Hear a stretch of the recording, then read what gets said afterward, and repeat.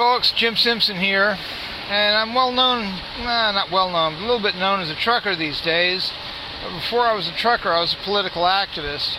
Prior to 2013, actually my last name was March. I was very well known in the fight against electronic voting machines. You look up the name Jim March along with Diebold or other electronic voting vendors, you'll get all kinds of stuff on the net. I blazed a pretty wide trail for a number of years there. Well, yesterday I was called on to give a speech about where we need to go next in protecting elections from, take your pick, Russian hackers, CIA, whatever the hell else is trying to crawl in there and monkey with our elections. And I did so. About a 10-minute speech. I haven't actually timed it, but I'm going to splice it in right now. Then I'm going to come back to the truck. I'm going to give you some of the background information you need to fully understand what I just said and why I think it actually matters. This guy's slowing down in front of me. Okay, so I'm splicing to yesterday's speech at the Columbus Free Press. This is Columbus, Ohio. Every 2 weeks they hold a party in their backyard and discuss local and national politics. Basically a bunch of movers and shakers from northern Ohio show up around there. So, without further ado, here's what I spoke on 10 minutes. Microphone in front of my face yesterday. 3, 2, 1, go. And Jill, looking at it from within the Republican Party at first, realized that there were problems regarding elections, and she's been very outspoken on this issue too. Let me give you a quick summary of our thoughts on where that movement, an actual civil rights movement as we consider it, needs to go next. Right now, the election integrity movement is in the same state that the racial equality civil rights movement was prior to 1954. If you all remember, 1954, Brown v. Board of Education was the U.S. Supreme Court getting behind the civil rights movement. And until that happened, nobody was going anywhere. Nothing real serious was getting done. Dr. King based his entire movement on that case, ultimately. We believe that basic legislation in basic litigation in election-related civil rights has to be pushed to the U.S. Supreme Court in the same way. That means targeted litigation. You've got to pick a particular county in a particular state where election transparency is extra bad. And I can give you a couple of them. Los Angeles County, probably my top target. Clark County, Nevada, would be about number 2. You've got to push for the right to oversee how the machines are run, a right to all of the electronic and paper records that come out of the election, and what you're ultimately going to find once it's established that you have a civil right to these documents is that electronic voting machines cannot properly present a clear paper and electronic trail that is unmolestable. That's where the German Supreme Court got a few years ago and banned electronic voting machines using a constitution that we forced on them at gunpoint shortly after that whole Hitler fiasco.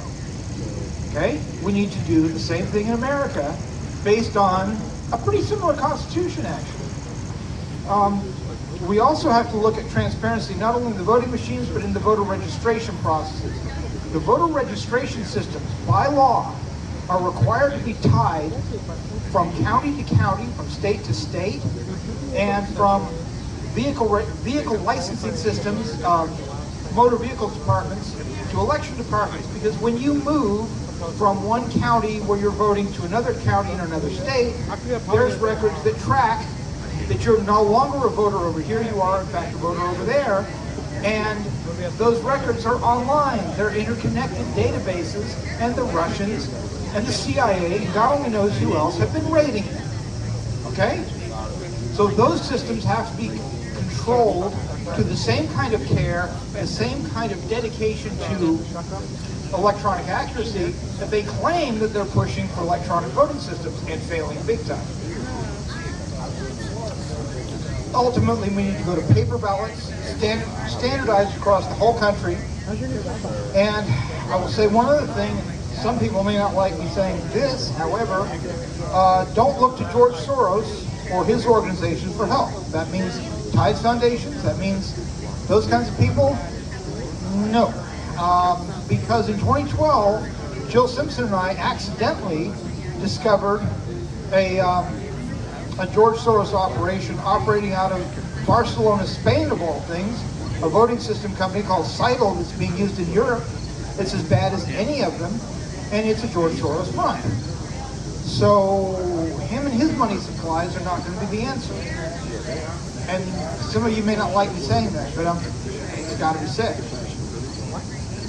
We have to push specific strategic litigation, the same as the gun rights people have been doing lately. They pushed the Heller McDonald's cases, the same way the Jehovah's Witnesses years ago pushed 8 cases to the U.S. Supreme Court, not by suing a bunch of places, but by suing in specific places to establish specific civil rights.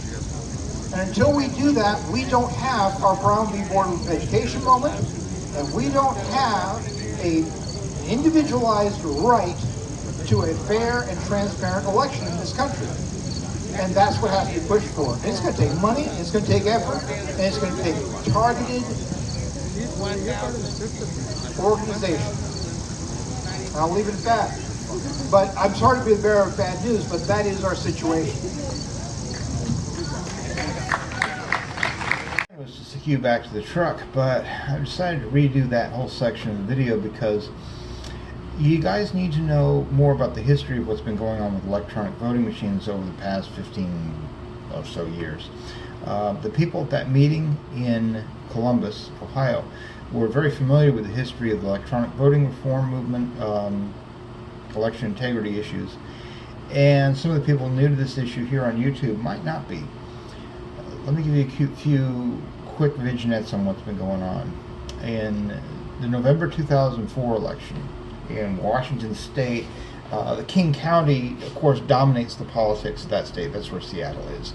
Like a lot of other states, one county's election matters more than any other in the county by a big margin. You see this in Arizona, in Illinois, and a bunch of other states dominated by one big city. Bev's watching the election at the central tabulator headquarters. That's the place where all the votes come in from the field and get counted in one big machine. And every half an hour or so, they print out something called a Statement of Votes Cast, SOVC report. It shows who's winning, who's losing, and they hand it out to people who are there.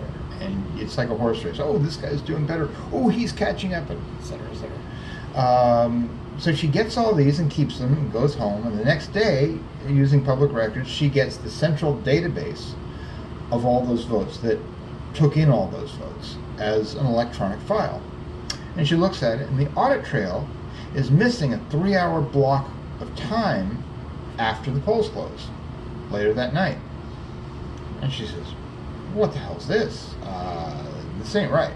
Now, the audit trail and well, it's called Diebold then. Before that, it was Global Election Systems.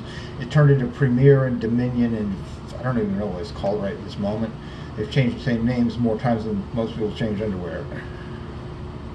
She asked the county, how's there a 3-hour block of audit log missing when we know the audit log can be edited and therefore all the internal contents of the file can be tampered with safely?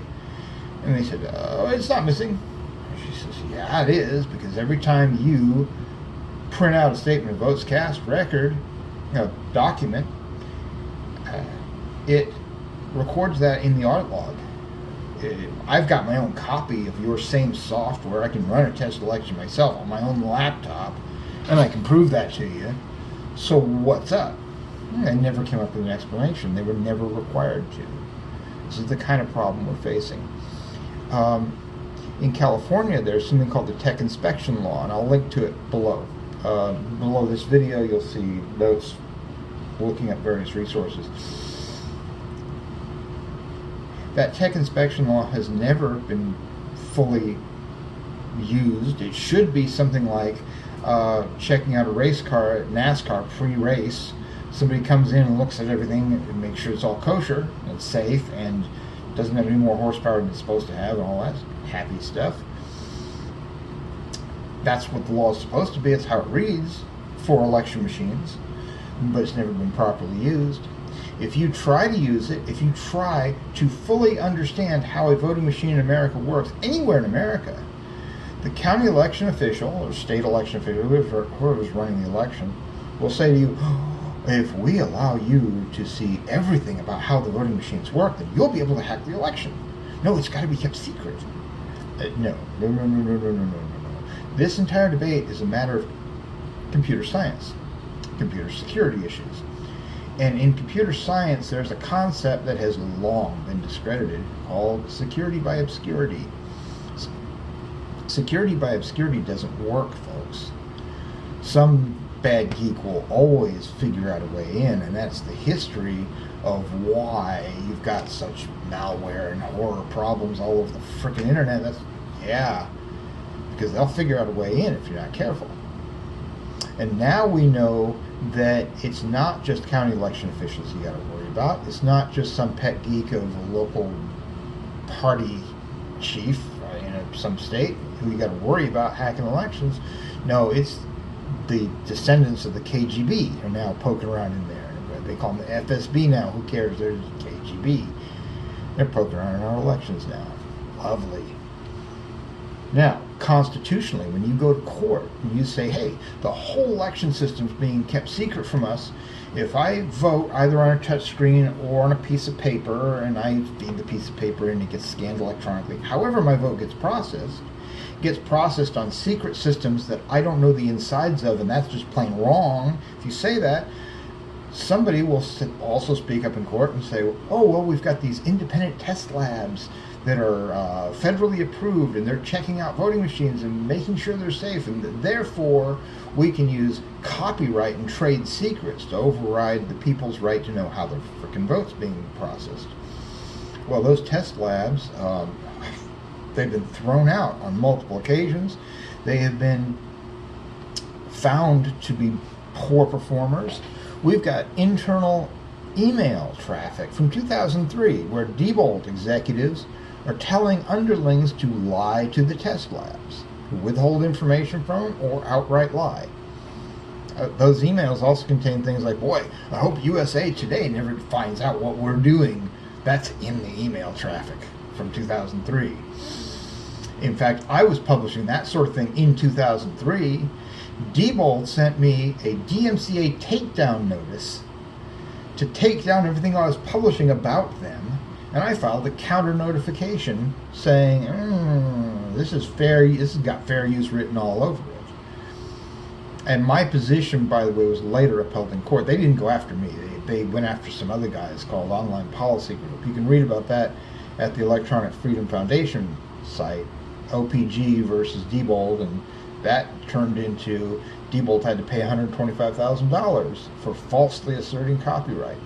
But I'll also show you their takedown notice against me and my response to them in large part, so you can see I've been in this issue for a long time. I know what I'm talking about. I can prove it. Okay, what do we do now? We need to establish a basic civil right to transparency. We need to take that whole concept of security by obscurity and rip it apart in court. Shred it. That's going to take expert testimony of real computer scientists with real degrees. That's not impossible at all. It is real easy. It costs some money, and it'll have to be fought to a very high level, probably the U.S. Supreme Court level, to get anywhere across the whole country. Who should do this? Who has the resources? What lawyer? I don't have all the answers. I'll tell you who I'd like to see as the lawyer in the case. His name, Michael Avenatti. Oh yeah. This guy wants to be a major player in American politics now because he's seen how rotten it is. He's right.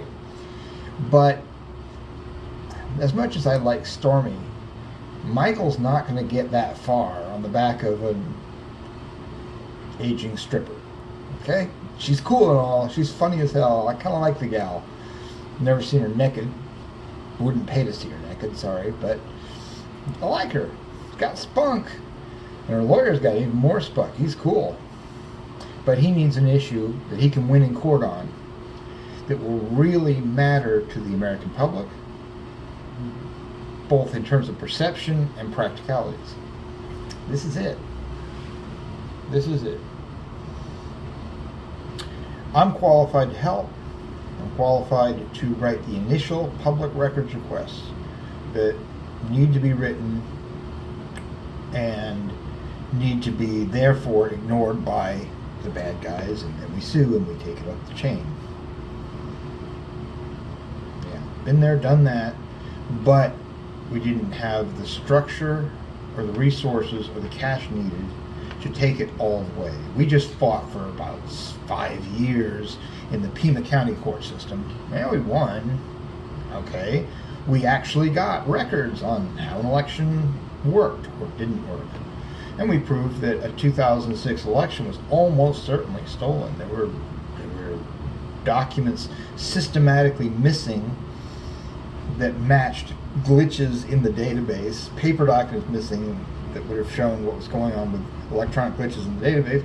Same thing in 2004, where we know something rotten happened. Yeah. But it's too late. $2 billion in the case of Pima County, a $2 billion traffic expansion bond passed, and the money got spent. It was part of the wind-up to the housing bubble that went poof in 2007. Lovely. Yeah. I'm going to put my email address down below. I'm considering putting my phone... I'll put my email address. I'll get weird phone calls, so I put that up there. Need some help. We need some help. Everybody in America needs some help, whether they know it or not. Because now that we got the Russians poking around. Oh, I'll give you one more punchline. Remember I told you there was a federal oversight body for voting systems?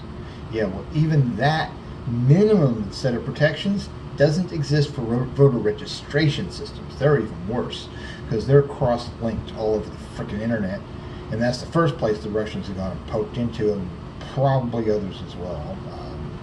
I could name names, but no. Drop me a line. Gonna be interesting. Thank you.